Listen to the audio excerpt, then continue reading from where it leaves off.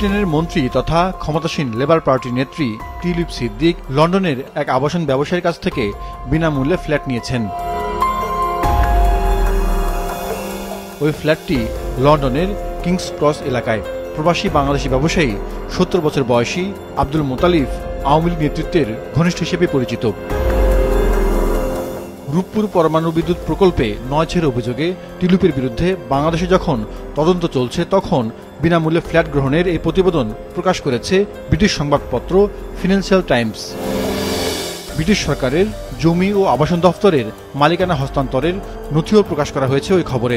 দাবি করা হয় ব্যবসায়ী মোতালিফের কাছ থেকে ফ্ল্যাটের মালিকানা গ্রহণের বিনিময়ে কোনো অর্থ দিতে হয়নি টিউলিপকে। নথিপত্র অনুযায়ী ২০০৪ সালে ফ্ল্যাটটি টিউলিপকে দেওয়া হয়েছিল। তখন অবশ্য তিনি মন্ত্রী বা পার্লামেন্ট সদস্য ছিলেন না। এর আগে ২০০১ সালে ওই ফ্ল্যাটটি ১,৯৫,০০০ পাউন্ড দিয়ে কেনা হয়। বাংলাদেশি মুদ্রায় তা ৩ কোটি টাকার কাছাকাছি। তবে ফ্ল্যাটটির বর্তমান দাম নথিতে উল্লেখ করা হয়নি। একই ভবনের আরেকটি ফ্ল্যাট গত আগস্টে বিক্রি হয়। দাম নির্ধারিত হয় ৬.৫ লাখ পাউন্ড বা প্রায় ৮ কোটি টাকা। একমাত্র ওয়ালটন এসি দিচ্ছে ১ বছরের রিপ্লেসমেন্ট গ্যারান্টি। ব্যবসায়ী মোতালিফ বর্তমানে দক্ষিণ পূর্ব লন্ডনের বাসিন্দা। ঘনিষ্ঠদের ব্যাখ্যা, ব্যবসায় মন্দার সময় রেহানার কাছ থেকে আর্থিক সহায়তা পেয়েছিলেন মোতালিফ। সেই কৃতজ্ঞতা থেকেই নিজের ওই ফ্ল্যাট টিউলিপকে দিয়েছিলেন তিনি।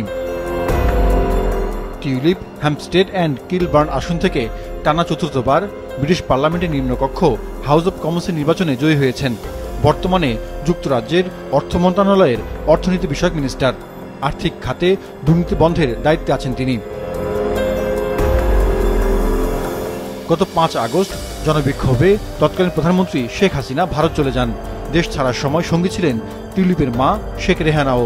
দুই বোন একসঙ্গেই ভারত চলে গেলেও পরে রেহানা ব্রিটেনে যান। জাহিদুর রহমান, মাছরাঙা নিউজ ডেস্ক।